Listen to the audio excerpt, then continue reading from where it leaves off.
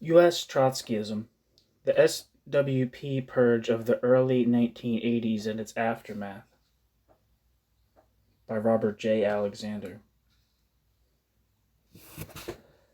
Between 1981 and 1984, the Socialist Workers' Party experienced what was organizationally its most serious split in 30 years. From an ideological point of view, this factional dispute and split, which took the form of large-scale purge of individuals from the party, was the most serious division which the party had ever experienced, because it resulted in the Socialist Workers' Party as an organization largely abandoning the ideas which had always characterized international Trotskyism. Background of the split.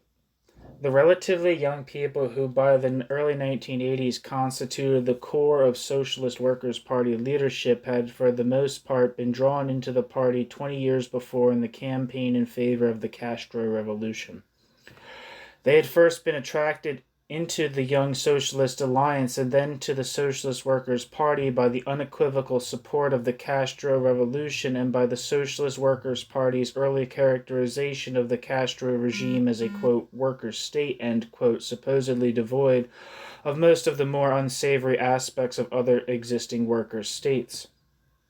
The Socialist Workers' Party from the early 1960s refused to qualify the Cuban regime as, quote, degenerated or, quote, deformed, as it characterized all of the European and Asian Communist Party-controlled regimes. The Socialist Workers' Party fought polemical battles with other elements in international Trotskyism to maintain this position. Thus, the Socialist Workers' Party, even when it was still led by such old-timers as Farrell Dobbs and Joseph Hansen, had been the most uncritical supporter of the Cuban communist regime among the major national organizations associated with any of the factions of international Trotskyism. This is an important factor behind the, quote, Castroite, end quote, evolution of the Socialist Workers' Party in the early 1980s. Another element which undoubtedly contributed to the drift of the Socialist Workers' Party leadership away from Trotskyism, orthodox or otherwise, was the general orientation of the party during the 1960s and early 1970s, upon which we have commented. During that period in which the Socialist Workers' Party leaders of the early 1980s came to maturity and began to emerge as party leaders, the political work of the party was centered on middle-class movements against the Vietnam War, for black nationalism, for feminism, and gay rights. During that period, it will be recalled, the Socialist Workers' Party argued that the new wave of revolution was coming from such middle-class groups as these and not from the working class, to which the party paid almost no attention. Even when the Socialist Workers' Party began to take a somewhat more orthodox Trotskyist position with its, quote, turn to industry, end quote, beginning in 1978 to 79, the Socialist Workers' Party carried out that turn in the face of objective conditions and with policies which virtually assured that the change would bring scanty results in terms of increased membership or influence. In these circumstances, the party was increasingly converted into a purely propaganda group, concentrating principally on foreign issues, the merits of the Cuban regime and all its works, the revolutions in Nicaragua and Grenada in the Caribbean, and the Khomeini Revolution in Iran.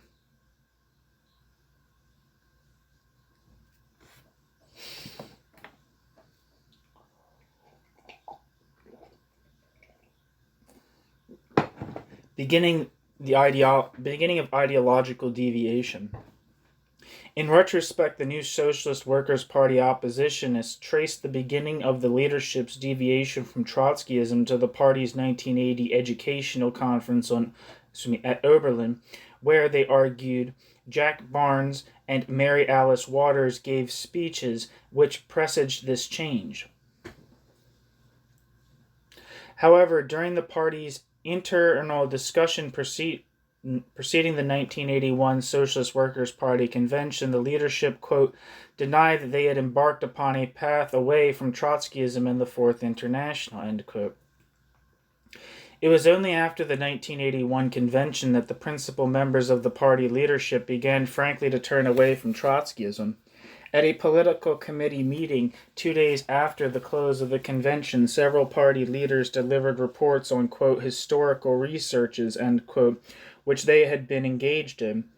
Subsequently, the opposition characterized these as, quote, an open attack, upon the theoretical traditions which our movement has defended since the founding of the American left opposition in 1928, end quote.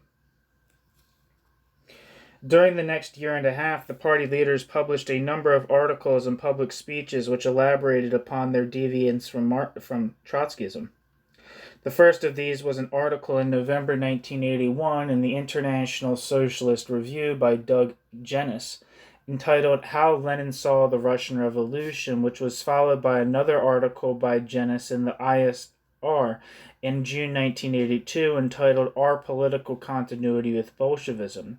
These articles provoked an international polemic with Ernest Mandel, and we report more extensively on his polemic in another section of this book.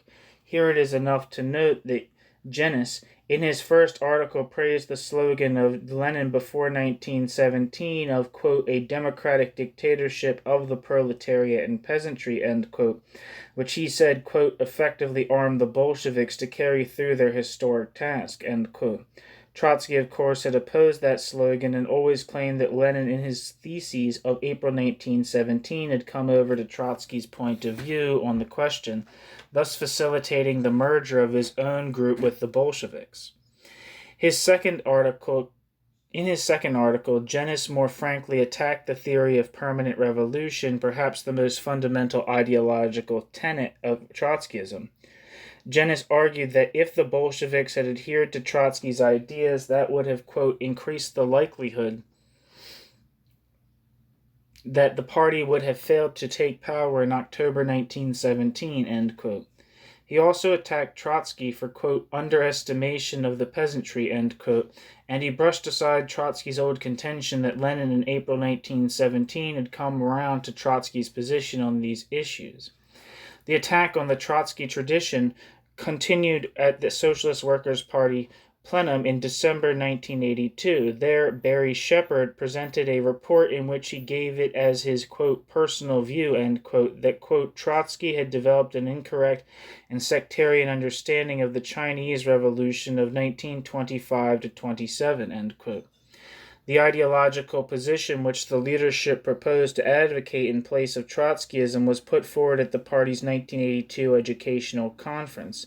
The session's public report noted that, quote, because of the central role it plays in world politics and in the development of a Marxist vanguard on an international scale, Revolutionary Cuba was the subject of a separate talk by Mary Alice Waters.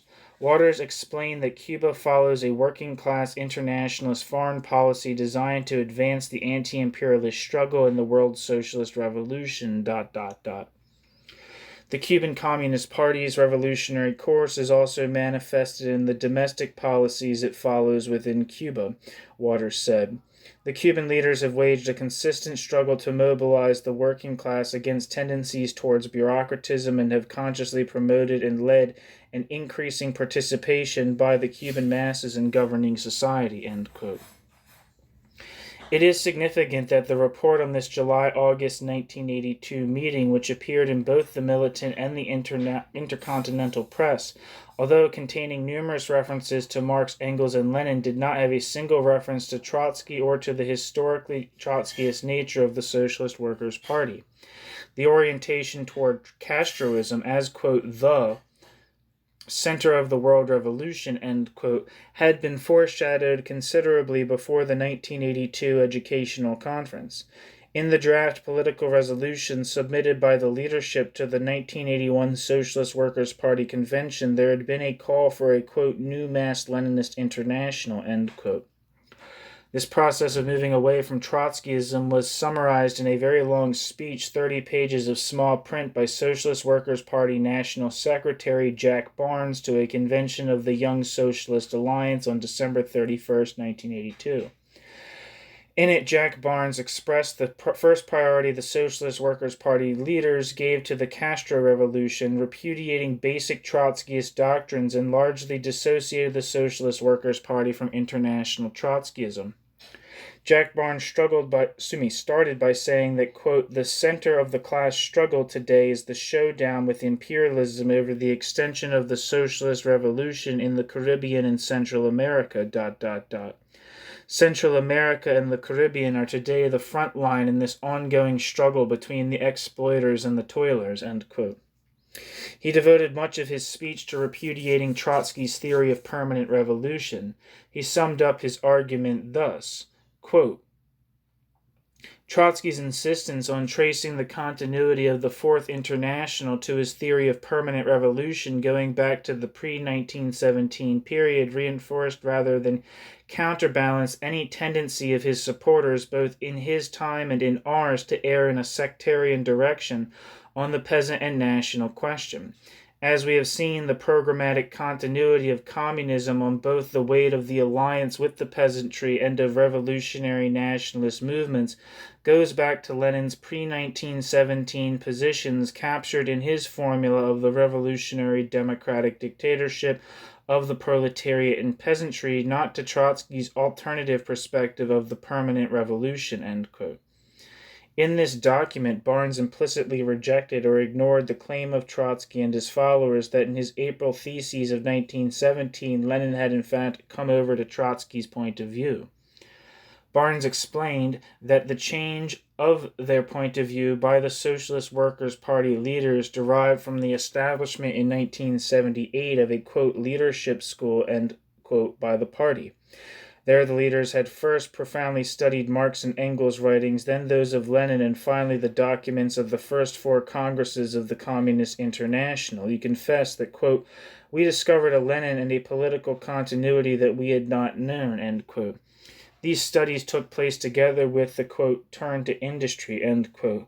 As a consequence of both phenomena, Barnes said, quote, we recognized and embraced the emergence of proletarian leaderships of socialist revolutions in this hemisphere and placed defense of those revolutions at the center of our political activity, end quote.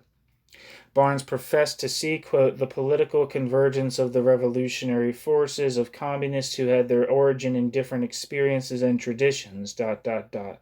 We are part of a political convergence of forces on a world scale committed to carry out and defend the socialist revolution, subordinating all other considerations to its extension.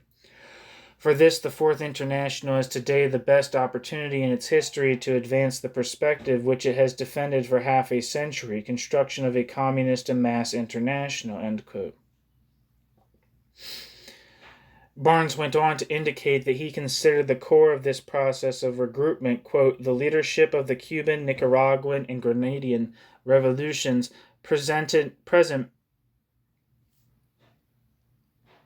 represent the revival on the level of proletarian parties in power of genuine communism. These are leaderships that practice proletarian internationalism, ... end quote.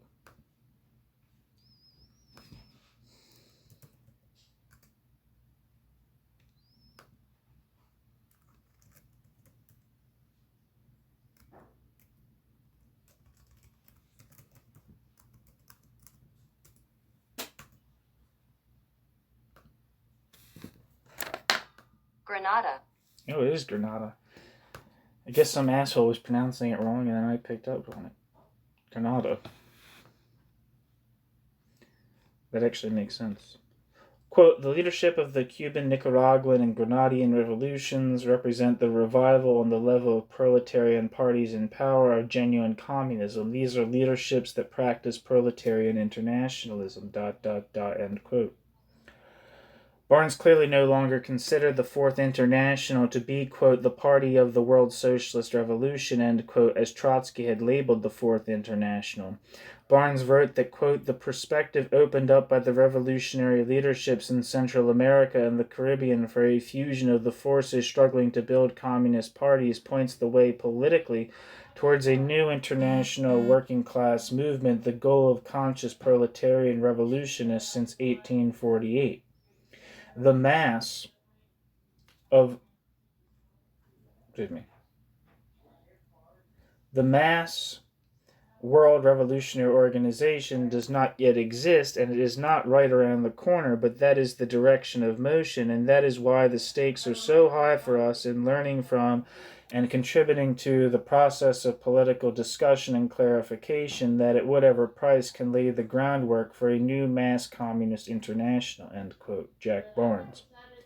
Jack Barnes furthermore showed every considerable contempt for international Trotskyism. Showed very considerable attempt for international Trotskyism. Jack Barnes said that, quote, in fact, a substantial number of organizations which label themselves Trotskyist are hopeless, irredeemable sectarians. Probably 80% of those on a world scale who present themselves as Trotskyist, maybe it's 70%, maybe it's 90%, are unreformable sectarians, end quote. Jack Barnes. Finally, Jack Barnes even rejected the name, quote, Trotskyist, end quote. Jack Barnes commented, quote, most of us will not call our movement, quote, Trotskyist before this decade is out, just as Trotsky never did. We in the Socialist Workers' Party, like Trotsky, are communists, end quote. Capital C, communists being put there. The Socialist Workers' Party leadership also broke with past positions of the party on important current issues. Two of these were of particular significance: the attitude toward the Solidarity movement in Poland and that toward the Iranian Revolution.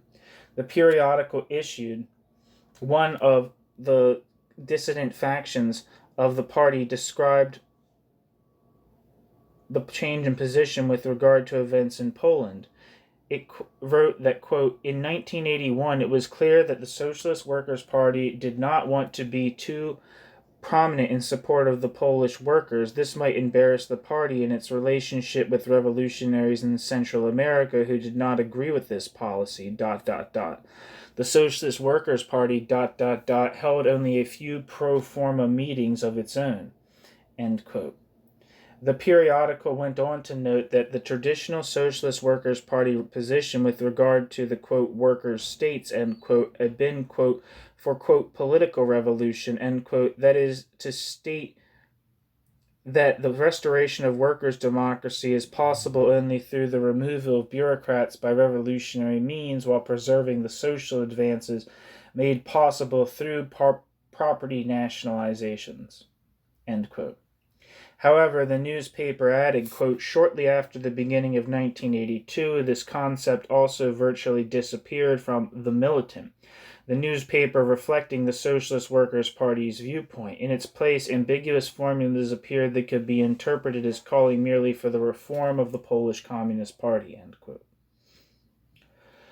The Socialist Workers' Party's leadership position on the Khomeini regime, the Socialist Workers' Party's leadership's position on the Khomeini regime is reflected in an article by Cindy Jacquith, quote, U.S. left and the Iraq-Iran war, end quote, published in the Militant and Intercontinental Press. Jacquith wrote that, quote, an Iranian victory in the war would be inspiration for all those fighting imperialist oppression in the Mid-East, and a defeat for Iran would be a big blow, not only for the Iranian Revolution, but for the Iraqi masses, for the Palestinian, Lebanese, and other Arab peoples, as well as for working people around the world. Both Iraq and Iran are semi-colonial nations oppressed by imperialism, and both are ruled by capitalist governments that are hostile to the interests of the workers and peasants. By attacking the rights of workers, peasants, oppressed nationalities, and women, the Iranian regime has dealt significant blows to the gains of the revolution. But it has not crushed the revolution, as can be seen by massive mobilization of Iranians today to defend their revolution from Iraqi attack, end quote. For the clerical and theocratic nature of the Khomeini regime, Cindy Jacquith noted that, quote, when the demonstrators counterposed, quote, Islam, end quote, to life under the Shah, demonstrators were expressing the nationalism and hatred of imperialism felt by Muslims and other oppressed peoples throughout the Middle East. Religious leaders gained popularity among the demonstrators to the degree that the religious leaders gave voice to these nationalist and anti-imperialist sentiments, end quote. Jacquet summed up the Socialist Workers' Party position by saying that, quote, the principal contribution that U.S. workers can make to the struggle of Iranian working people is helping them get the imperialists off their backs, ... In this context of defending the Iranian Revolution from imperialist attack, the U.S. labor should also support workers and peasants in Iran, whose democratic rights are under attack from the government there. These attacks weaken the revolution in the face of imperialist-inspired aggression. The repression against the Today Party, supporters of the Fourth International, and other currents in the working class must be opposed. Finally, the U.S. workers' movement should go on a campaign to repudiate the lies about the Iranian Revolution and its goals. Spread the truth about the revolution is the best aid U.S. workers can give to advancing it, end quote. Jesus Christ. The different attitude of the Socialist Workers' Party on current issues was also shown in its position towards Soviet dissidents. An article by Doug Jennis on the Sakharov case argued that, quote, Sakharov is a particularly attractive figure for the imperialists to rally around because of Sakharov's pro-capitalist, pro-imperialist, and anti-Soviet views have been well publicized, end quote. Jennis's position on the Sakharov case did not reflect the traditional Trotskyite argument in favor of, quote, political revolution, end quote, in the Soviet Union and other communist-controlled regimes. Jennis said that, quote, the treatment of Sakharov and Bonner deserves the condemnation of working-class organizations everywhere. It is necessary for the working class both to expose the hypocrisy and counter-revolutionary aims of the imperialist propaganda campaign and to criticize the Kremlin's attack on democratic rights. This is the way to help advance the socialist revolution throughout the world and defend the workers' state established by the working people of Russia more than 60 years ago, end quote.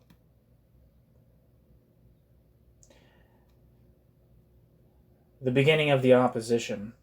All of these moves away from Trotskyism were taken without any general discussion in the ranks of the Socialist Workers' Party. There was no submission to the membership for general discussion or debate of formal resolutions or other documents proposing basic changes in the ideology of the Socialist Workers' Party. No forum was presented for presentation of counter-documents or arguments except the plenums of the National Committee. Even that kind of presentation became increasingly difficult for the opposition. An opposition to the Jack Barnes leadership began to form even before the 1981 party convention. It consisted of two elements. One was the, quote, Trotskyist tendency, end quote, led by Nat Weinstein and Lynn Henderson, and had its principal base in California. The other was the Fourth Internationalist Caucus, based mainly in New York, with Steve Bloom, Frank Lovell, and George Breitman as its major spokesman. There were more than 24 internal discussion bulletins published in the 3 months before the 1981 convention, and the proportional representation system then in operation in the party gave both opposition groups an appreciable representation at the convention. After the 1981 convention, the Trotskyist tendency ostensibly dissolved, supposedly to conform to party norms and discipline. The growing split in the Socialist Workers' Party continued in the November 1981 plenum of the National Committee, however. A statement issued afterward by the Fourth Internationalist Caucus summed up the situation at the plenum by saying, quote, our November plenum revealed divergent political tendencies in the National Committee which reflect disagreements developing in the party as a whole. One tendency represented by the majority finds expression in the motions and reports that were adopted at the plenum. Another is expressed by the proposals submitted by the authors of this letter, which were voted down. A third tendency also exists, represented at our national convention last August by comrades Weinstein and Henderson, end quote. This statement was signed by Steve Bloom and Frank Lovell. It severely criticized the party's attitudes towards the Solidarity movement in Poland, towards the Khomeini government in Iran, and toward the general tendency of the party majority to move away from traditional Trotskyist positions. The controversy intensified at the February-March 1982 plenum of the National Committee. There were presented, at the February-March 1982 plenum of the National Committee, there were presented, dozens of motions aimed at forcing minority supporters to, cease and desist, end quote, from any, unauthorized, end quote, political discussion or collaboration. The internal bulletin issued, to the membership had to be priced at $8 to fit it all in, end quote. The Fourth Internationalist tendency moved to form a national faction in June 1982.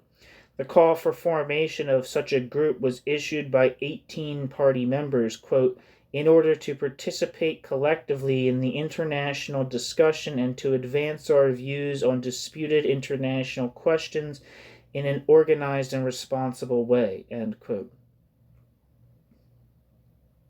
In preparation for the next United Secretariat World Congress. Although such a call for formation of a national faction in connection with a forthcoming national convention or international congress had until then been considered more or less normal, the signers of the call to form the internationalist tendency were ordered to, cease and desist, end quote. They proceeded to do so, not going any further at that time in setting up an organized caucus.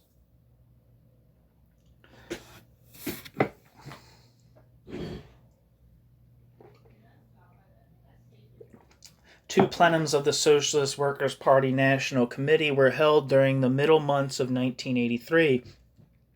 At the first of these, in May, the four opposition members of the Central Committee, Steve Bloom and Frank Lovell for the New York-based faction, and Nat Weinstein and Lynn Henderson for the California-based group, presented jointly two documents for discussion at the meeting. One was a, platform to overcome the crisis in the party, end quote, which detailed at some length the changes which had been brought about in the ideology of the party by the majority leadership and reasserted allegiance to the party's traditional positions. The other, 28 Theses on the American Socialist Revolution and the building of the Revolutionary Party, was an extensive critique of the world and national situation in terms of the traditional Trotskyist position. At the next plenum in August 1983, the four opposition members again prepared two documents for presentation to the meeting. One was entitled Resolving the International Crisis of Revolutionary Leadership Today. It reiterated the current United Secretariat position of the close interrelationship among the revolutionary movement in the developing countries and in the industrial nations and the political revolution in the, worker states, end quote, and had extensive commentaries on each of these. The other document submitted by the four oppositionists was entitled, New Norms vs. Old, the erosion of proletarian democracy in the Socialist Workers' Party. It dealt particularly with the purge of oppositionists, which was then well underway in the Socialist Workers' Party. The four oppositionists were not able to present these documents to the August 1983 meeting. The four oppositionists were by that time, suspended, end quote, from the party. Break time.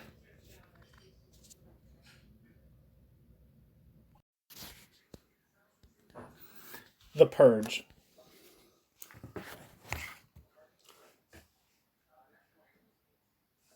From From 1982 until early in 1984, there was a widespread purge of the party carried out by the Socialist Workers' Party leadership.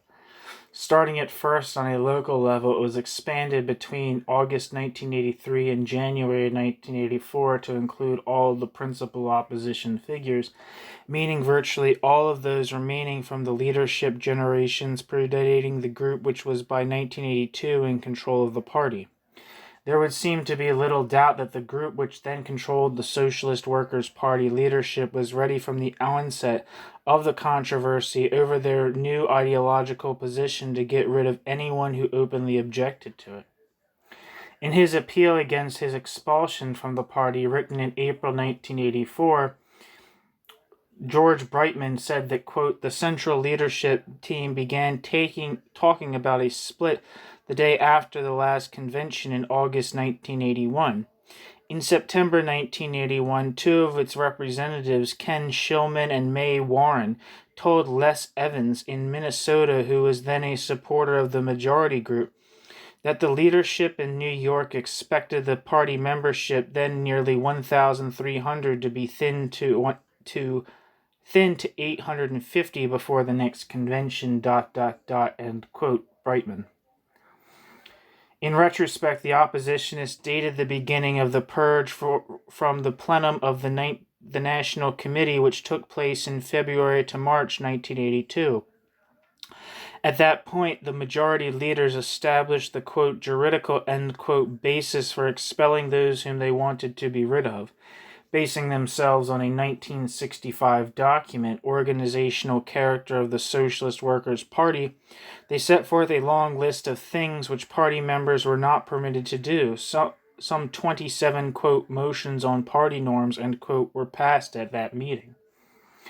In their August 1983 document, New Norms vs. Old, the Erosion of Proletarian Democracy in the Socialist Workers' Party, the four oppositionist members of the National Committee argued that, quote, the 1965 organizational document did not intend to set forth a rigid legal code. The February-March 1982 plenum abused the spirit of that resolution by turning the general principles it articulated into an ossified list of, quote, thou shalt nots, end quote. Subsequent practice has shown that even unintended transgressions of the commandments as interpreted by the party leadership, or still worse, even imagined transgressions, lead to summary expulsions. The expulsion procedures themselves have exhibited a quality of justice that completely fails to protect the basic rights of party members, end quote. The oppositionists argue that a distinction should be made between a, quote, norm, end quote, and a hard and fast rule in the party. They argued that, quote, it is, of course, correct to say that under ordinary circumstances it is normal, i.e., a norm, for internal party groupings to dissolve after the end of discussion, and for new internal groupings to wait until regularly constituted discussion periods. But these are norms, not rigid laws carved in stone, ... It is also normal for the party leadership to present its thinking on all major questions to the party as a whole during the course of the regularly constituted discussion period, and not wait for the day after the close of the convention to launch a major revision of our basic program. It is this abnormal action by the Central Party leadership which created the necessity for the reopening of discussion and the pressure for formation of internal groupings in the party in an abnormal fashion, ... end quote. Certainly the purge got underway after the March-April 1982 plenum of the National Committee. Individuals and branches in various parts of the country were expelled on a variety of grounds. Others suspected of not agreeing with the new positions of the party leadership were encouraged to resign. The statement of the opposition on, quote, new versus old, end quote, The statement of the opposition on new norms versus old submitted to the August 1983 plenum noted that, quote, for those comrades too confused and disoriented to make the break themselves, a new effort has been launched to help them leave the party. Certain dropouts have been hailed as, quote, model, end quote, resignations to be emulated. In some places, branch committees have been formed to encourage opposition comrades to leave, threaten them with disciplinary action if they don't, end quote. The nature of the charges brought against those who were being expelled or forced to resign is seen in the case of 7 of the 18 people who had in June 1982 issued a call for formation of a, quote, fourth internationalist, end quote, tendency, end quote, to organize participation in the discussion preceding the scheduled 1983 convention of the Socialist Workers' Party and the scheduled 1984 Congress of the United Secretariat. Although they had desisted from organizing the tendency when ordered to do so by the National Socialist Workers' Party leadership, 7 of the 18 had been expelled by mid-1983. Charges on which these people were expelled or reasons for resigning were summed up by Naomi Allen, George Breitman, and George Saunders. After their own expulsion in a letter to the United Secretariat, they listed them. Ann Teasdale Zukovsky, expelled for answering a question by a non-party Young Socialist Alliance member. Diane Feely, expelled for organizing an International Women's Day event allegedly, quote, behind the back of the party, end quote. David Walsh, resigned after being denied a leave of absence for medical reasons. Paul LeBlanc, expelled for statements made in an SWP branch meeting. Paul LeBlanc is currently a well-known writer, has multiple books with Haymarket Press, for instance. Les Evans, expelled for alleged, quote, inactivity and, quote, financial boycott, end quote. I think Paul LeBlanc is also at least helped or assisted Peter Hudis in the editing of the collected works of Rosa Luxemburg.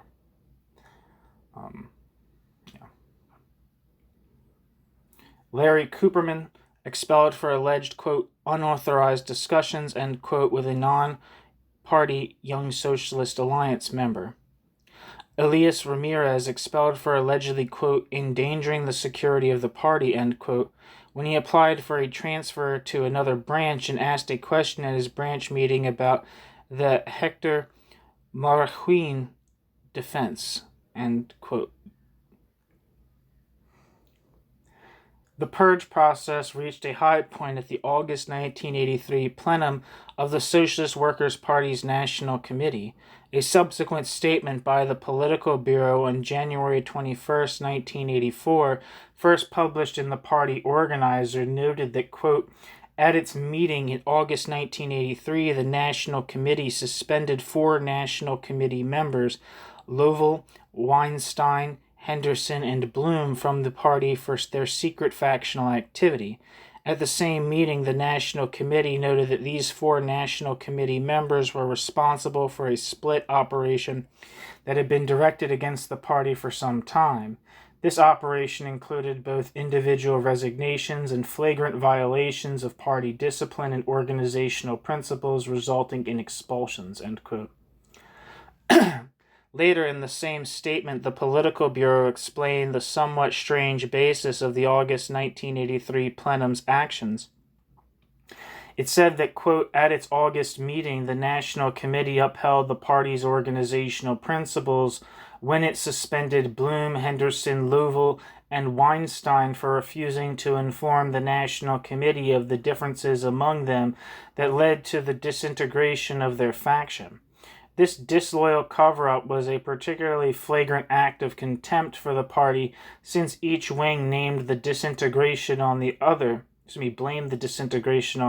in identical terms. The National Committee pointed to the insistence of the 4 on keeping their platform differences secret as proof of a secret factional operation against the party and the Fourth International. The unconditional suspension from the party of the leaders of the split operation was unambiguous final warning to every single one of its adherents, end quote. After their, quote, suspension, end quote, the 4 former National Committee members issued on September 7th, 1963, a document entitled Sound the Alarm, which was directed to, quote, all sections, sympathizing groups and members of the Fourth International, end quote. It proclaimed that, quote, the organizational measures carried out by the Socialist Workers' Party leadership are not only undemocratic, they amount to a de facto and unprincipled split which the majority leadership is solely responsible for engineering. We, the undersigned, 4 suspended National Committee members, state categorically that we are opposed to any such split. We will fight for our reinstatement into the party and the National Committee and for the opening of a free and democratic discussion of the differences. We will advocate a reversal of the current destructive course and a return to the historic program of the Socialist Workers' Party, end quote. At its next plenum in November 1983, the National Committee continued its moves against the opposition.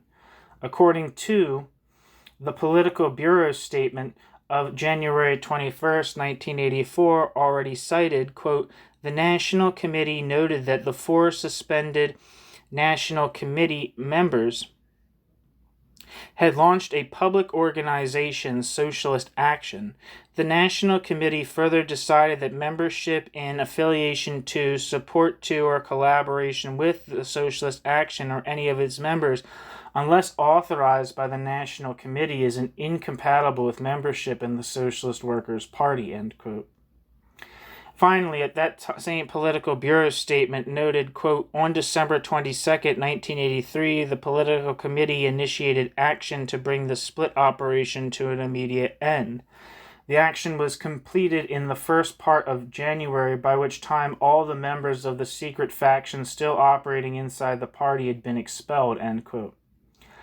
The December committee meeting also voted to, quote, draw up a list of minority supporters in every branch, prepare questions to be put to them, and organize political committee delegations to meet with every individual on the list as rapidly as possible, end quote. The mechanism devised for carrying out this purge was ingenious and nearly unique. It centered on what happened or allegedly happened at a California state convention on December 3rd to 4th, 1983. At that meeting, there were 5 oppositionist delegates. They had presented a minority report on the main documents debated at the convention. According to the Political Bureau's statement of January 21st, 1983, the person who presented that report, quote, put forward a split perspective of political support for and intent to collaborate with Socialist Action and its individual members, end quote. It added that, quote, no minority delegate took the floor at any time during the convention to repudiate the split course advanced by their elected reporter. All votes for the general line of the minority report, end quote. However, the oppositionists themselves argued that their position at the convention, particularly that of Michael Schreiber, the major spokesman for the minority, had been quite different from that reported by the majority leadership. He had indeed argued that the members of Socialist Action were still Trotskyist and gave as an example of this a pamphlet they had issued on the Grenada situation. Furthermore, when the opposition delegates had been attacked for their political opinions and motions had been introduced to investigate Schreiber's and Mark Rich's, quote, willingness to abide by decisions of the National Committee, ... end quote, both Rich and Schreiber replied, quote, Mark Rich clearly stated Mark Rich had always abided by party discipline and would continue to abide by party discipline. Mark Rich pointed out that it was no breach of discipline or loyalty to get up in front of a convention and state an opinion, although, as Mark Rich explained, he had phrased his feelings in a heated and exaggerated manner. Michael Schreiber defended his right to state his personal opinions in front of the delegates in accord with the norms long practiced in the Socialist Workers' Party, end quote. As for the failure of the other minority delegates, quote, to repudiate the split course, end quote, of Schreiber, Evelyn Sell, one of those involved, said that, quote, the other 3 seated minority delegates attempted to take the floor, but the chair recognized only one from San Francisco who had not previously spoken under any agenda point. End quote. Right after the California Convention, all opposition members of the Socialist Workers' Party in that state resigned or expelled. The Political Bureau's statement of January 21st, 1984 described this process, quote, "During the next few days, however, every single member in California who had voted for the minority resolution prior to the convention refused to repudiate the disloyal action of the minority delegates. Charges were filed against each of these comrades. At its meeting of December 10th, the California State Committee tried and expelled 16 members for disloyalty. On December 17th, 2 more members were found guilty by the State Political Bureau of the same charges and expelled. One other member who had voted for the minority resolution resigned." End quote. Following the December 22nd political committee meeting, the leadership moved quickly to rid the party of anyone who had been identified during the last 3 years with opposition to the positions and policies of the Socialist Workers' Party leadership. The people on the list of dissidents drawn up at the December 22nd meeting were presented with a prepared form which they were requested to sign or they would be expelled. This statement said that the person involved repudiated, quote, "the action of the entire minority delegation to the California State Convention in refusing to repudiate the split statements of minority reporter Michael Schreiber, ... end quote. Most of those presented with this ultimatum refused to sign the document. The statement of Bill Onosh of Minneapolis in a letter to the political committee dated January 2nd, 1984, was representative of the position taken by most of those involved. Onosh wrote that, quote, "First of all, my repudiation would imply that I have some responsibility for persons or events at the California State Convention. I, of course, accept no responsibility for any conduct or inaction by anyone at all, majority or minority, at the California Convention. I do not know Michael Schreiber, and to my knowledge have never communicated with Michael Schreiber about anything whatever at any time. I've not spoken with any California comrades, either majority or minority, about the events before, during, or after the convention." End quote. Onosh went on, quote, "I not only have no responsibility for the California Convention, I have no reliable facts about that convention. Other than the brief articles which appeared in the Militant, Comrade Stone and Shepard's synopsis delivered to me is my only sound source of knowledge." Excuse me, my only source, I don't know where I got sound from. My only source of knowledge, ... I would never lend my name to a repudiation of other comrades solely on the basis of remarks by Comrades Stone and Shepard, end quote. Onosh indicated that he too was opposed to collaboration with socialist action. Quote, "I made it clear to Comrades Stone and Shepard that if anyone was taking the position that party members could collaborate with socialist action without approval from the party, that I thought that was unacceptable. I, of course, believe the party has the right, and as a Leninist organization, the obligation to regulate its members' relations with other political groups. I have always abided by that principle, and I have supported disciplinary actions against those who have consciously violated that principle in the past. I was told this was not sufficient. I must sign the prepared statements because we are dealing with splitters! ! End quote. Exclamation point. The political committee's statement of January 21st, 1984 summed up what had been, quote, accomplished, end quote, since the December 22 meeting. It said that, quote, the political committee considered each case separately and reviewed whatever statement had been submitted by each comrade charged. The political committee expelled each of those found guilty of, quote, disloyalty for refusing to repudiate the action of the members of the minority delegation at the California State Convention, each of whom refused to repudiate their reporters' split statements and intent to collaborate with socialist action and its individual members, end quote. With these actions to bring the splitting operation inside the party to its conclusion, the political committee has carried through what amounts to a re-registration of the party membership, end quote. The final act of the split inside the Socialist Workers' Party took place at the National Convention of the party in August 1984.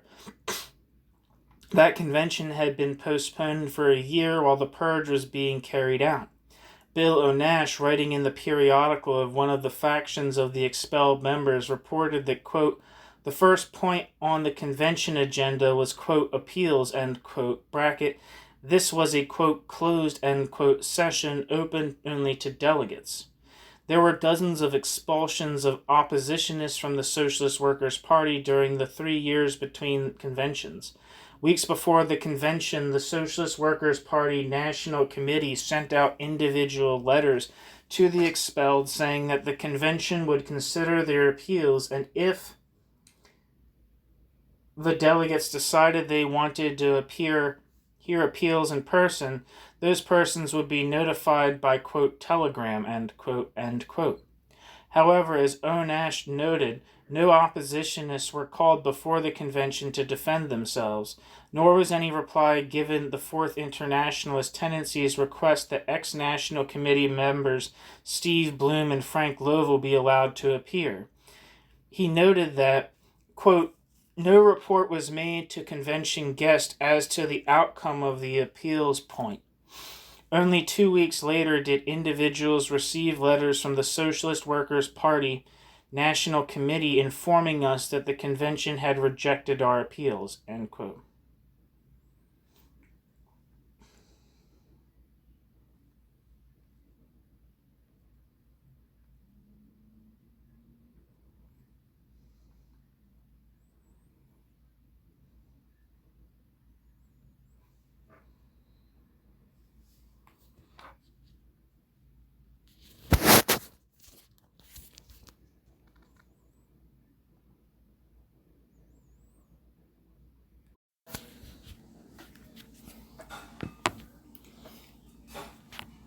Aftermath of the Purge. In the wake of the Great Purge of 1982 to 1984, 3 separate groups were formed by those who were thrown out or resigned from the Socialist Workers' Party. The division among these groups had already developed during the struggle out against the SWP leadership, and once outside the Socialist Workers' Party, they reacted rather differently to what had happened to them and to Trotskyism in the United States. The Fourth Internationalist Tendency. At least in the period immediately following their expulsion from the Socialist Workers' Party, the Fourth Internationalist Tendency took the time-honored Trotskyist position of functioning and seeing themselves as a, quote, opposition, end quote, within the U.S. Trotskyist movement rather than as a separate party from the Socialist Workers' Party. This very much influenced the kind of activity they engaged in.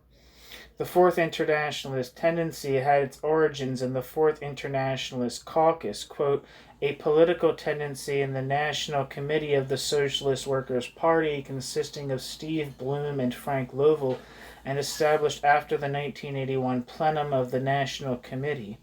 Its organization had been announced formally in a letter by Bloom and Lovell to the Socialist Workers' Party National Committee dated December 23, 1981. The setting up of that caucus was followed late in June 1982 by the issuance of a call by 18 Socialist Workers' Party members to establish within the party the Fourth Internationalist Tendency to participate in discussions leading up to the next Socialist Workers' Party and United Secretariat meetings, end quote. The Political Bureau of the Socialist Workers' Party replied to this call by a letter of July 13, 1982, which said, quote, we instruct you to cease and desist from any further organized tendency activity of any kind. Any violation of this instruction is incompatible with membership in the Socialist Workers' Party, end quote. That instruction was ratified by the August 1982 plenum. As Naomi Allen, George Breitman, and George Saunders wrote a year and a half later, quote, As a result, the 18 who wished to remain in the SWP had no alternative but to comply with the prohibition. The Fourth Internationalist tendency never had a single meeting and did not produce any document other than its original brief statement, end quote.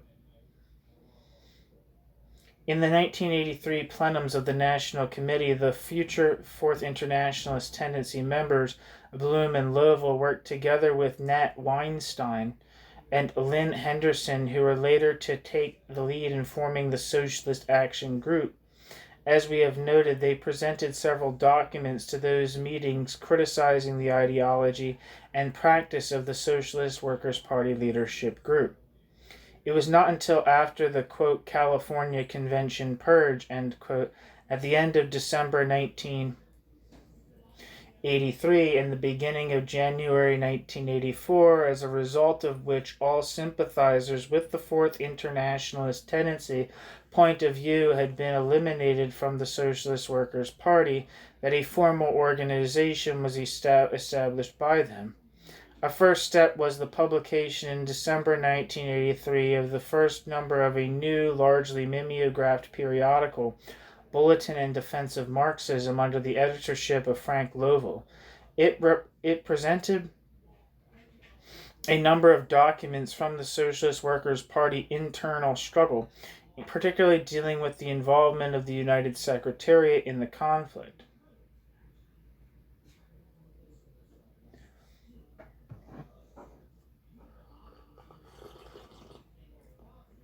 The third issue of the Bulletin, that of February 1984, carried a letter from Naomi Allen, George Breitman, and George Saunders addressed to the United Secretariat announcing the reintroduction of call for Fourth Internationalist tendency. In this letter, they summed up their perspective of functioning as a, quote, opposition, end quote, to the Socialist Workers' Party rather than as a separate political organization, at least for some time. They stated this, quote, opposition, end quote, stance thus, quote, in addition to positions explained in the specific documents, we also believe that only the Socialist Workers' Party membership can have the last word concerning the direction the party should take. That word remains to be spoken. It will require a decisive test of the party ranks before anyone can correctly conclude that this heritage has been effectively destroyed by the anti-Leninist policies and revisionism of the current leadership. We remain as we have always been loyal to the Socialist Workers' Party. We will continue to try to build the party and convince the party membership of the need to return to the historical program of revolutionary Marxism, which is being abandoned by the present leadership, end quote. The fourth number of the Bulletin carried the announcement of an editorial board consisting of Naomi Allen, Steve Bloom, George Breitman, Frank Lovell, Sarah Lovell, Bill Onosh, Christine Frank Onosh, George Saunders, Evelyn Sell, Rita Shaw, Adam Shills, Larry Stewart, Jean Tussey, and George Levon Weissman. This same issue carried an unsigned article entitled Fourth Internationalist Tendency is Organized Nationally.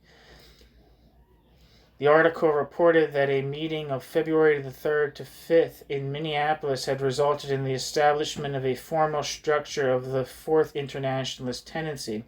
With local committees in 9 cities, the group elected at a national organizing committee and 3 national coordinators, Steve Bloom, Bill Onosh, and Evelyn Sell.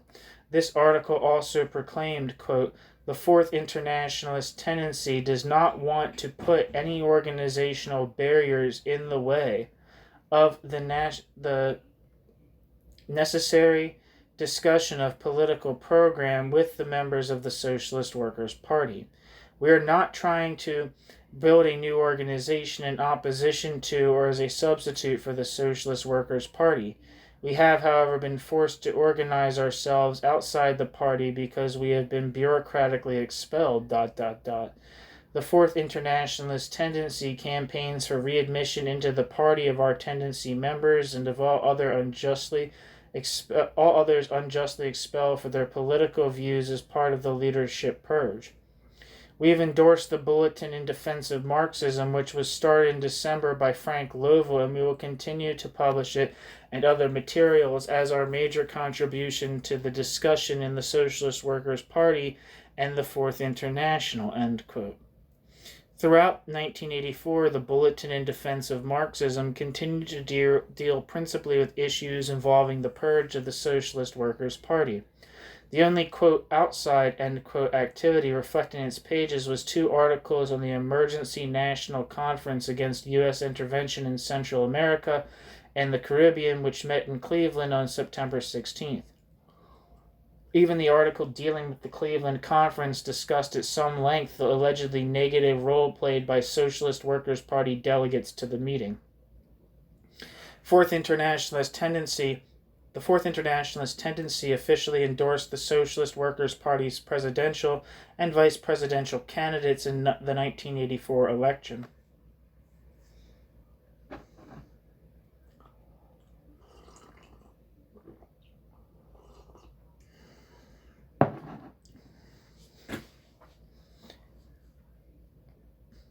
Socialist Action. The second group to emerge from the 1982 to 84 split in the Socialist Workers' Party was Socialist Action. It was organized around the tendency which had followed National Committee members Nat Weinstein and Lynn Henderson. Socialist Action was formally established at a conference in Chicago in October 1983. In the first issue of its periodical, a printed monthly newspaper, Socialist Action, the editors announced that, quote, it was initiated by a group of longtime socialists and activists in the anti-war women's liberation and union movements who had been expelled from the Socialist Workers' Party in the course of the last 2 years, end quote. This article noted that, quote, while we are no longer members of the Socialist Workers' Party, both we and the Socialist Workers' Party are sympathizers of the same world movement. Moreover, it is a movement in which our perspective holds a strong majority, although the relationship of forces is reversed here in the United States. We would like to see all supporters of the Fourth International in the United States belong to a single organization. To express that idea, we have decided to organize ourselves as a public faction of the Socialist Workers' Party, since it is the larger of the 2 groups in this country that are in solidarity with the Fourth International. End quote. The first number of Socialist Action did not note the names of the editorial board or of the National Committee of the Socialist Action Organization. However, it mentioned that one National Committee member was Jake Coover, one of the 18 Trotskyists tried in Minneapolis under the Smith Act during World War II, who had been expelled from the Socialist Workers' Party in 1982.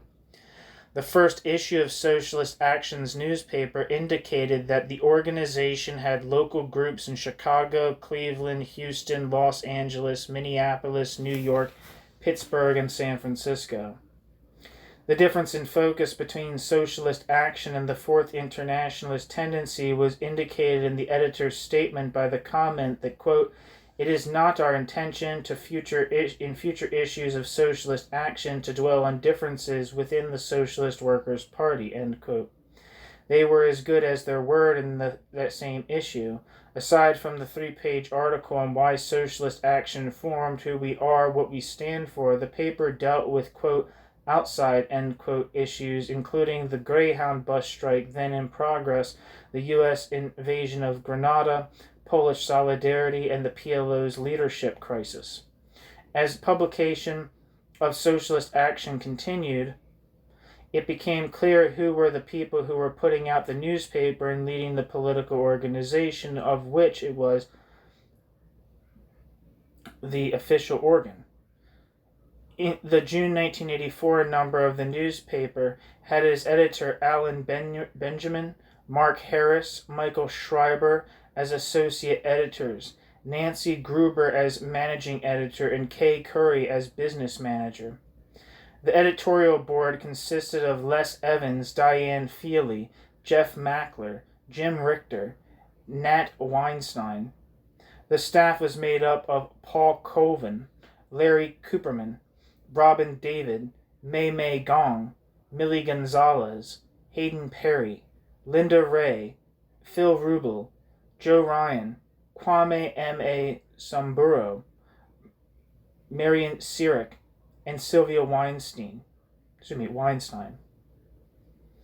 From this list and other names figured in the publications of Socialist Action, it is clear that the new group consisted in part of the second generation of leadership of American Trotskyism, the generation of Joseph Hansen, but it also included a sprinkle of the first generation, such as Jake Coover, as well as some people of the generation to which the current leaders of the Socialist Workers' Party themselves belonged. Socialist Action organized as essentially a new Trotskyist party.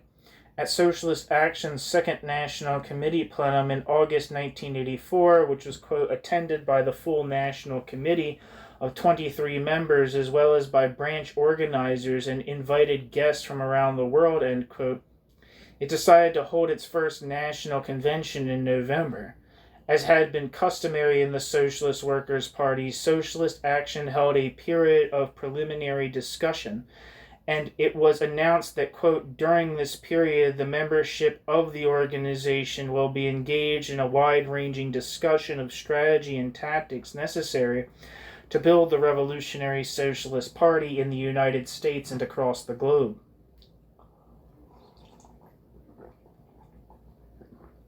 At the time of calling this meeting, it was announced that, quote, Socialist Action now has members in 19 cities, including over 50 new members who have joined since its founding conference last October. The goal of winning 500 new subscribers to the newspaper set at the February plenum was surpassed. The current press run of Socialist Action is 3,000, end quote. Although most of the space in the monthly newspaper was taken up by discussion of issues of U.S. foreign policy, internal economic problems in the United States, strikes and other items on the labor movement, Socialist Action also put out another kind of periodical, the mimeograph Socialist Action Information Bulletin, which dealt with issues in the organization's quarrel with the Socialist Workers' Party. By September 1984, the organization had published 6 issues of that periodical. Socialist Action also published some pamphlet material against the Socialist Workers' Party. One of these publications was In Defense of Revolutionary Continuity, written by Diane Feely and Paul LeBlanc. It attacked the, quote, turn to the Cubans, end quote, and argued that turn was, quote, linked to the marginalization of the Socialist Workers' Party as a force in the class struggle in the United States itself, end quote. Like the Fourth Internationalist tendency, Socialist Action endorsed Mel Mason and Andrea Gonzalez, the Socialist Workers' Party candidates for president and vice president in the 1984 election. At the same time, they ran one candidate of their own, Sylvia Weinstein, for the San Francisco Board of Supervisors. In June 1985, the Socialist Action Group suffered its first split. A dissident group held a conference in Chicago where they established Socialist Union. According to Bulletin in Defense of Marxism, this split took place, quote, over a number of political and organizational problems, which included 1. Disagreements over the proper assessment of the Nicaraguan PSLN and Salvadorian FMLN, as well as the character of the revolutionary process in Central America. 2. How to approach the problem of regroupment with other forces on the left in the United States. And 3. What kinds of internal organizational practices were appropriate, end quote.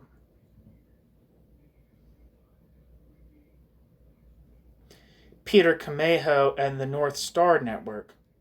The third dissident group, which emerged from the Purge and the Socialist Workers' Party between 1982 and 1984, was that led by Pedro Camejo. It was different in several ways from either the Fourth Internationalist tendency or socialist action. For one thing, Peter Camejo was roughly of the same leadership generation as the majority of the dominant Socialist Workers' Party faction.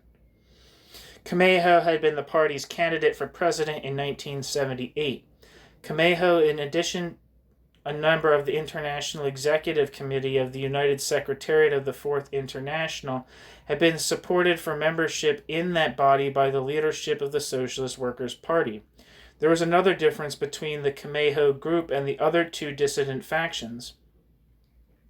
Camejo did not have basic differences with the Socialist Workers' Party leadership on ideological issues. Thus, in a pamphlet setting forth his position, Camejo wrote that insofar as the Socialist Workers' Party leadership was concerned, quote, two important shifts which reflect fundamentally positive steps have been the decision to colonize industry and to recognize the revolutionary proletarian character of the Cuban Communist Party, the FSLN in Nicaragua, the FMLN in El Salvador, and the New Jewel movement in Grenada. End quote. What Camejo was critical of were the tactical approaches of the Jack Barnes leadership group. Camejo attacked their limitation of the, quote, turn to industry, end quote, to only the unions in basic industries, the refusal to work in united front groups on particular issues such as support for the guerrillas in El Salvador and support for the Solidarity movement in Poland, and their denunciation of the nuclear freeze movement. Camejo also attacked the Socialist Workers' Party leadership's majority limitation of discussion within the party. Camejo wrote that, quote, the right to a tendency was clearly a right, not something for which one applied to the leadership bodies. ... The majority had the right to set the timing and the manner in which discussions and conventions could take place within limits set by the Constitution, which was simply the same as saying by limits set by the previous convention. This is no longer true in the Socialist Workers' Party. The majority faction has not only declared that in order to form a tendency, the majority must approve it, they have simply refused requests for the formation of tendencies, end quote. Finally, Camejo attacked the expulsions which began in 1982. Camejo wrote that, quote, the real reason for the long list of rather bizarre expulsions is political. The logic of the position of the majority faction is that the majority faction believe that the politics of the minorities are incompatible with membership. This is their real position. The complication they face is that many of the political positions of the minority currents are also held by others in the Fourth International, and thus it would create an unsolvable contradiction for them to remain in the Fourth International while declaring such views incompatible with membership in the Socialist Workers' Party, end quote. While still in the Socialist Workers' Party, the leaders of the other two dissident factions strongly opposed Camejo's expulsion.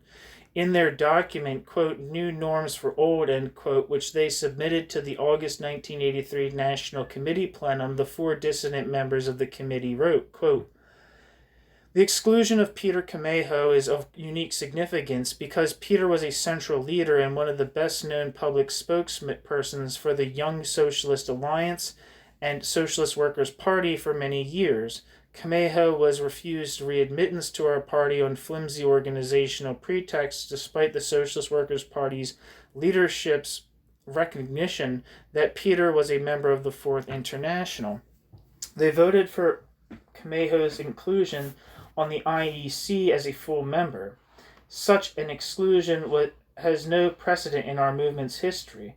Whatever political differences comrades may have had with Peter and whatever Peter's subsequent political trajectory has been, the correct approach required debating out our differences within a common organizational framework, end quote.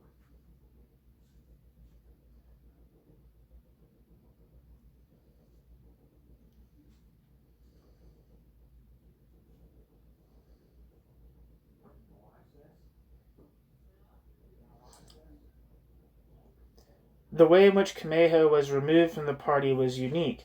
After a controversy between Camejo and Jack Barnes in a Socialist Workers' Party leadership meeting during which Camejo reportedly charged that if Barnes in fact favored the setting up of a new international with the Cuban Sandinistas and so on, he was not doing anything very concrete to bring about such a development.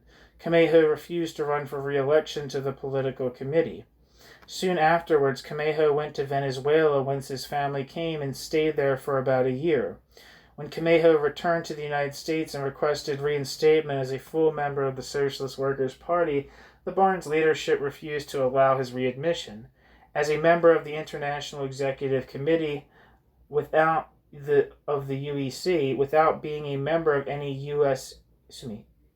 Committee of the USEC, without being a member of any USEC party. Camejo traveled extensively for the international leadership. Camejo was reportedly influential in convincing the leadership of the Australian Socialist Workers' Party not to continue its long association with its U.S. counterpart. Although Camejo was in effect expelled from the Socialist Workers' Party, many of his supporters were apparently not. According to the Fourth Internationalist Tendencies Bulletin in Defense of Marxism, quote, most of the ex-Socialist Workers' Party members in the Camejo current were not expelled from the Socialist Workers' Party. They resigned because of discouragement at the prospect of trying to change the party's course or leadership, which they considered hopeless, ... end quote. Camejo and his supporters established what they called the North Star Network. The attitude of the Socialist Workers' Party leadership towards that group was markedly different from that toward the other two dissident movements. Thus, the November 28, 1983 issue of the Socialist Workers' Party periodical, Intercontinental Press, carried the complete contents of the first issue of North Star newsletter, the Camejo group's publication. It did so without any comment, except to note that the North Star Network had recently been established by Pedro Camejo, quote, who resigned from the U.S. Socialist Workers' Party in 1981 and is a fraternal member of the International Executive Committee of the Fourth International, and Byron Ackerman, who resigned from the Socialist Workers' Party earlier this year. The Intercontinental Press introduction also noted that the North Star Network had, quote, helped initiate a broader formation called the Bay Area United Forum, end quote. It added that, quote, the other organizations participating in the United Forum are the Bay Area Socialist Organizing Committee, the Bay Area Guardian Bureau, Solidarity, an organization of 4 members of the New American Movement, NAM, and Workers' Power. Workers' Power sponsors a quarterly magazine called Against the Current, among whose editors are Steve Zelnick, Carl Boggs, Carl Feingold, Myra Tanner Weiss, and Milton Zaslow, end quote. It did not mention that Zaslow had been a major leader of the Cochranites, and Myra Tanner Weiss, a member of the Socialist Workers' Party Political Committee, and 3-time Socialist Workers' Party candidate for vice president, until resigning in the early 1960s.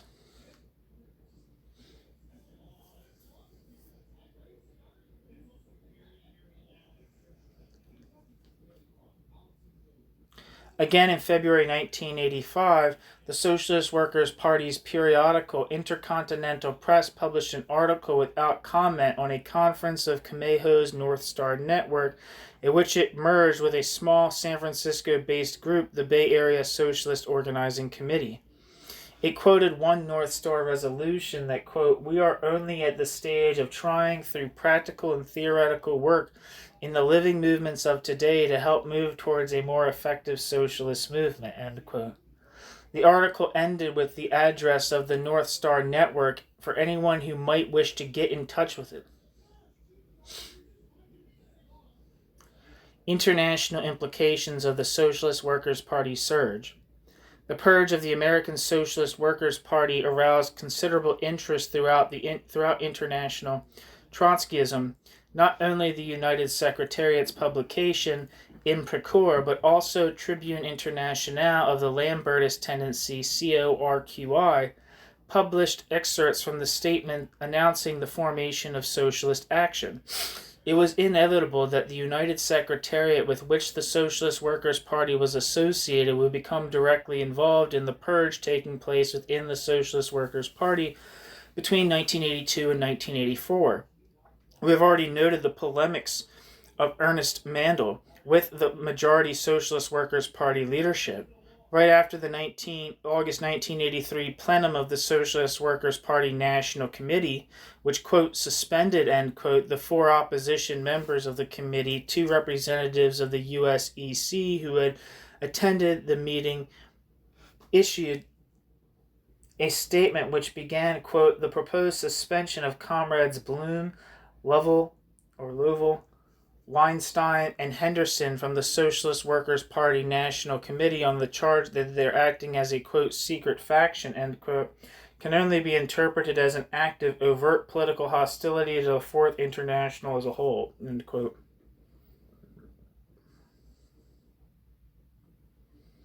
Following their suspension, the 4 dissident members of the National Committee issued a document entitled Sound and Alarm, which was addressed to, quote, all sections, sympathizing groups, and members of the Fourth International, end quote.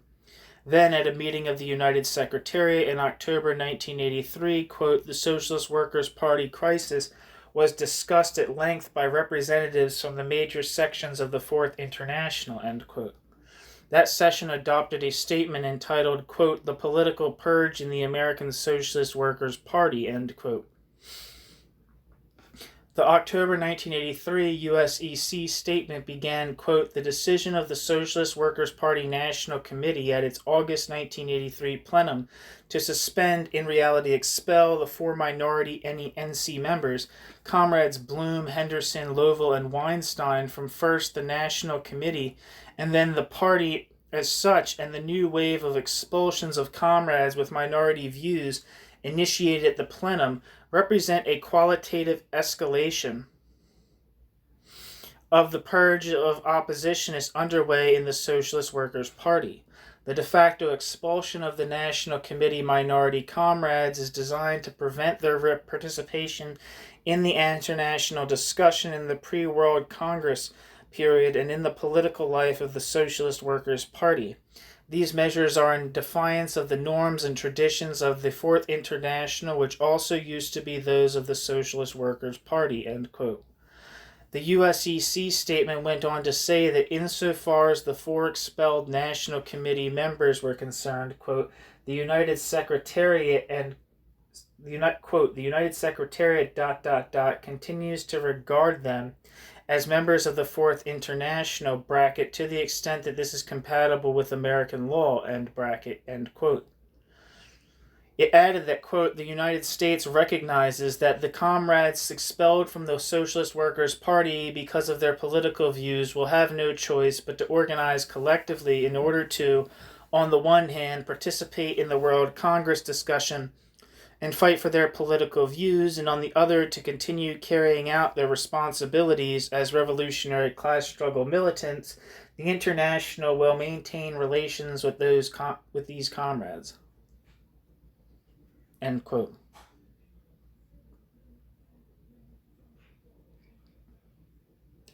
The USEC statement also criticized the nature of the Socialist Workers' Party's recent participation in the affairs of the United Secretariat.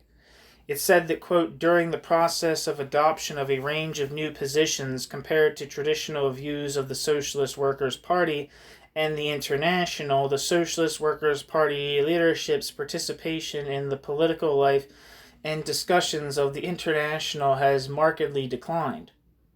For example, it has failed to propose a single positive written resolution on any political question in the International, in spite of the fact that it has systematically voted against the draft resolutions proposed to the IEC meeting of 1981 and 1982 and a series of United Secretariat meetings during the same period, including drafts for the World Congress, end quote.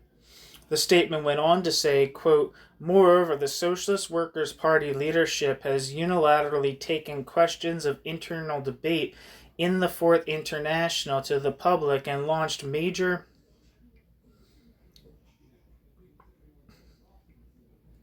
attacks against leaders and sections of the International. For instance, the Mexican PRT has been treated as an opponent organization in the Central American Solidarity Network. The Australian section and the leadership has been attacked as being degenerate and adapting to racism and chauvinist ideology of Australian imperialism. Simultaneously, the Socialist Workers' Party leadership has started to create an organized international current, which in reality is an unprincipled grouping without any platform presented to the International and its members. All these actions of the Socialist Workers' Party leaders severely endanger the unity and integrity of the Fourth International, end quote. A month after the October 1983 USEC meeting, another incident underscored the growing rift of the Socialist Workers' Party leadership with the United Secretariat. Ernest Mandel, one of the major figures in the USEC, head of its Belgian affiliate and probably the best-known Marxist economist, spoke at several meetings at the University of Michigan. However, according to Alan Wald, a member of Socialist Action who organized the Mandel meetings, quote, the Socialist Workers' Party National Office refused to relay to the Detroit branch of the Socialist Workers' Party a request that they assist in publicizing and participating in the meeting, end quote. Meanwhile, the Socialist Workers' Party had launched jointly with the Canadian affiliate of the USEC a new magazine with the suggestive name New International.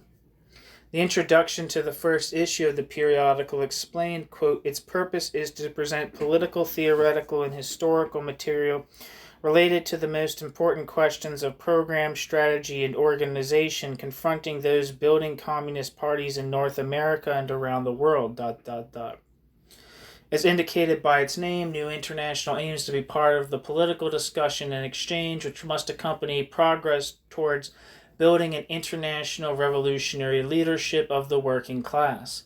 That has been the goal of conscious proletarian revolutionists since 1847. The Fourth International was founded in 1938 to continue the struggle to achieve that goal, end quote.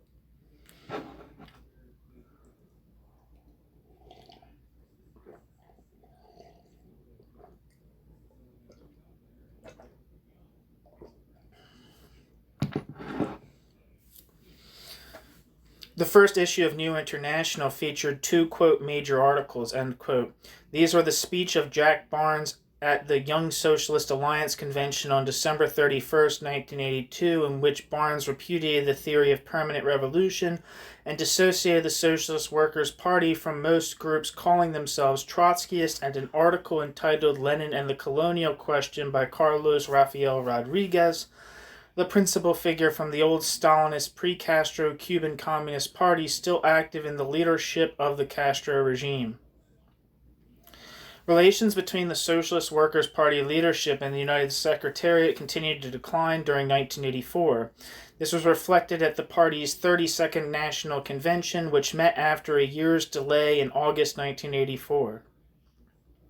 A report of Bill Onash of the Fourth Internationalist tendency on that convention noted that, quote, there were international guests at the 32nd convention, but only those who were granted political visas by the Socialist Workers' Party leadership on the basis of loyalty to the Barnes faction. The Canadian and New Zealand sections have marched lockstep with Barnes along the road to revisionism. The Barnes faction also has lined up a substantial minority in Britain and has scattered groupings of followers in few European and Latin American countries, and a tiny group of supporters that were expelled from the Australian Socialist Workers' Party. The official leadership of the Fourth International and all those considered supporters of the, quote, international majority, end quote, were excluded from attending the 32nd convention and the concurrent education and activist conferences, end quote.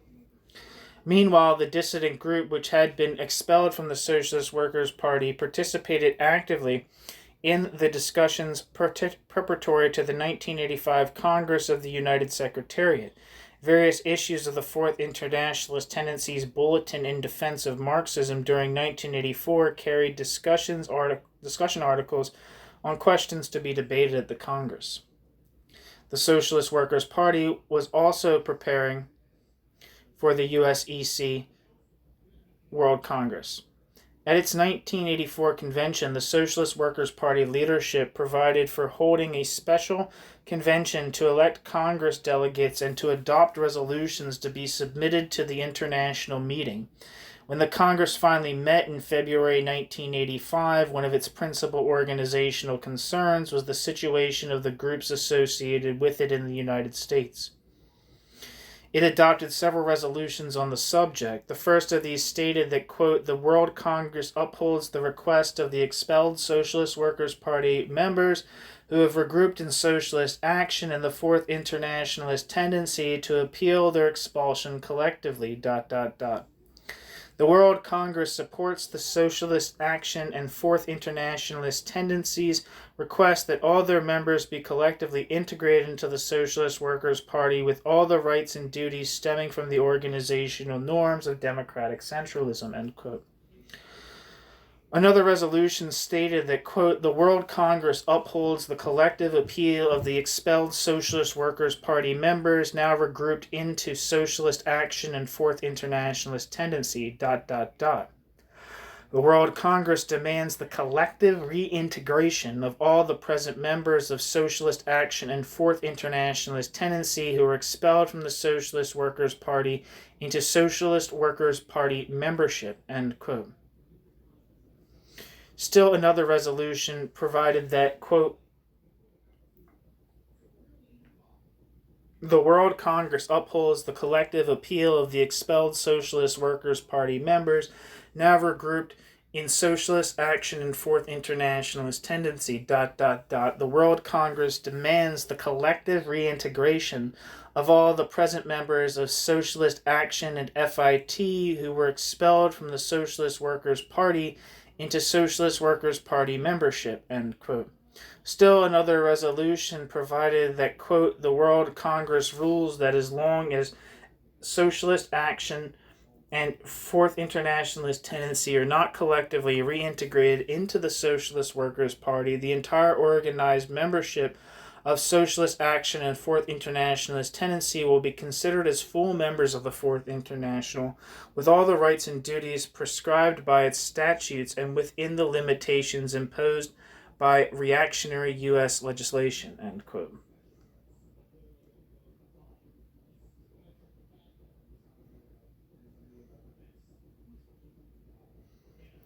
A year after the USEC Congress, the SWP failed completely to comply with the demands of the USEC Congress. Indeed, in the original agenda announced for its August 1985 convention, the Socialist Workers' Party leadership had not even included discussion of the matter. Only after a June meeting of the United Secretariat adopted a motion, quote, specifically asking the Socialist Workers' Party convention to consider this issue, end quote, was an item added to the agenda. However, quote, considering, end quote, the USEC's demands did not mean conforming to those demands. Stuart Brown of the Fourth Internationalist tendency subsequently reported that, quote, the report and motions that were adopted by the convention specifically rejected carrying out the decision of the World Congress on the appeals of the expelled members. Delegates also voted to continue the policy of excluding all members of the groups organized by the expelled for the Fourth Internationalist tendency, Socialist Action, and Socialist Unity from any public meetings or premises of the Socialist Workers' Party, end quote. A meeting of the United Secretariat in October 1985 reacted strongly to the decisions of the August Convention of the Socialist Workers' Party. It passed a resolution which restated the decisions of the USEC World Congress with regard to the Socialist Workers' Party, noting that those decisions had had the support of, quote, almost 90%, end quote, of the delegates. It proclaimed that the Socialist Workers' Party's convention decisions, quote, violate the overwhelming majority demands of the World Congress, ... end quote. Then, after noting the continuing fiction that because of, quote, reactionary U.S. legislation, end quote, the Socialist Workers' Party was only a, quote, fraternal section, end quote, not a full-fledged part of the USEC, the resolution said that, quote, decisions of the Socialist Workers' Party convention if adopted by a section, would be a complete negation of even the simple moral and political authority of the sovereign body of the International, its World Congress. In so doing, a section would be refusing to abide by the spirit of our statutes, and thus puts itself outside the common framework of our norms." End quote. The USEC resolution then noted that because of the Socialist Workers' Party's actions, quote, "there are now in the United States 4 totally separate organizations of fraternal members with the same rights and duties: the Socialist Workers' Party, the Fourth Internationalist Tendency, Socialist Action, and Socialist Unity." End quote. It added that, quote, "the United Secretariat defends the right of each of these organizations to attempt to build the Revolutionary Party in the United States, but does not support the orientation of any one group against the others, ... End quote. While the USEC thus used the supposed, quote, "fraternal," end quote, nature of Socialist Workers' Party affiliation with it as an excuse for not expelling the Socialist Workers' Party from its ranks, the Socialist Workers' Party leadership itself apparently decided that, in spite of its hopes for a new international grouping with the Cuban Communist Party, the Sandinistas, and others, and its own quarrels with the USEC leadership, for the time being at least, it would stay within the United Secretariat.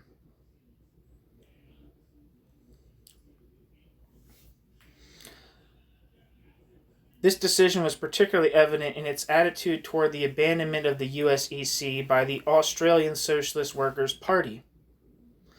The relations between the two Socialist Workers' Parties had for many years been peculiarly close.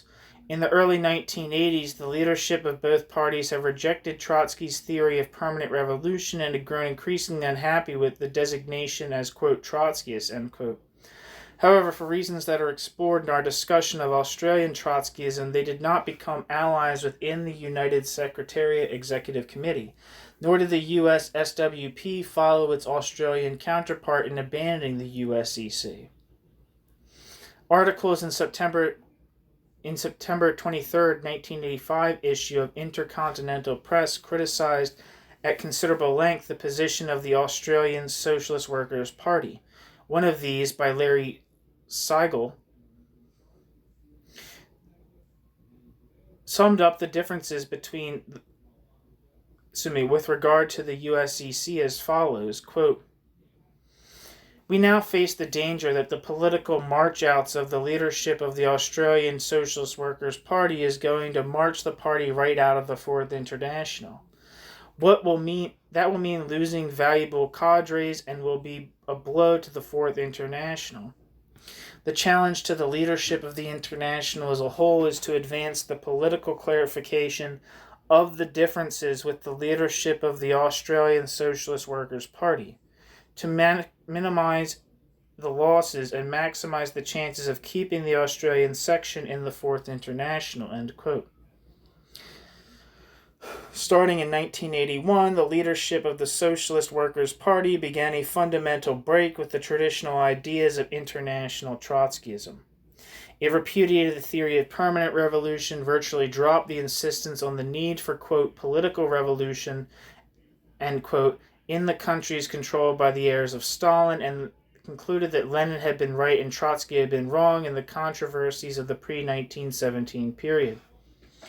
The Socialist Workers' Party leadership also put forward the idea of the need to establish a, quote, "new communist international," end quote, in which the Cuban Communist Party, the Sandinistas, the New Jewel movement, and presumably the Socialist Workers' Party itself would be key elements.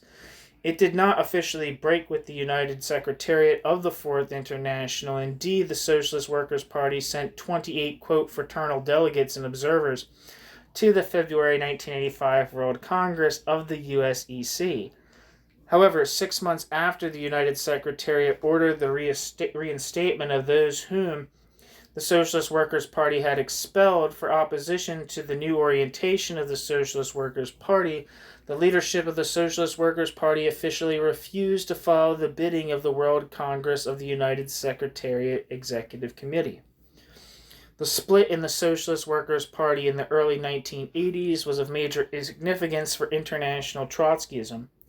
The Socialist Workers' Party was one of the oldest Trotskyist organizations and for more than half a century had been one of the largest segments of international Trotskyism.